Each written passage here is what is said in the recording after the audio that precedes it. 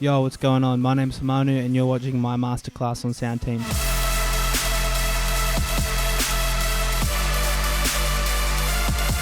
Today I'm going to show you how to write some really full orchestral, epic, anthemic type of chord stacks.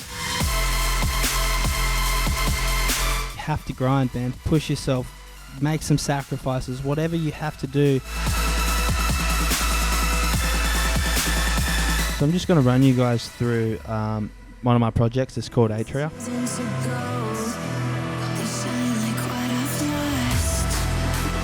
You take the best bits of what everyone says and the bits that most apply to what you're doing.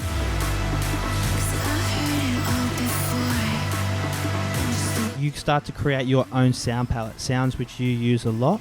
That's going to help you find your own sound. So it's really about finding all these juxtaposing elements, how you write your chords and your melodies and the story you're telling from those chords. Without further ado, this is it.